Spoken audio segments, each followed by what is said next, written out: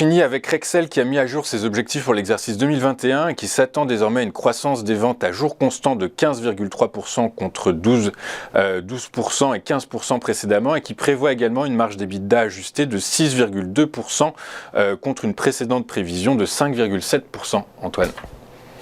Oui, alors effectivement, Rexel, qui est spécialisé dans la distribution de matériel électrique, a bondi hier de 10% et signe un nouveau record historique. Donc effectivement, comme vous l'avez rappelé, on a un groupe qui indique dépasser ses objectifs pour l'année 2021.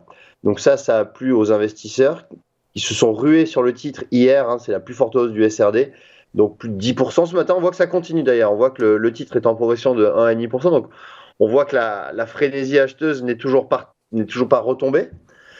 Ce qui est intéressant de voir sur le long terme, effectivement, là je suis sur un graphique en weekly et donc on voit qu'on a dépassé l'ancienne résistance, le niveau de résistance majeure qui correspondait au plus haut historique, c'est 18 euros, aux alentours de 18,30 €, on l'a largement dépassé, puisqu'aujourd'hui on cote 21 €.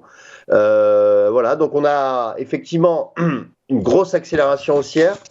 Maintenant, pour ceux qui ne sont pas sur la valeur, petit conseil en gestion, c'est vrai qu'il faut peut-être attendre un repli parce que là, le titre a trop fortement monté à court terme. Donc peut-être attendre un repli, pourquoi pas sur les 19,50 €, voire un peu plus bas pour essayer de rentrer dans le wagon. Mais effectivement, si on regarde strictement, si on se fie à l'analyse technique, maintenant on est lancé dans une nouvelle propulsion haussière sur Rexel.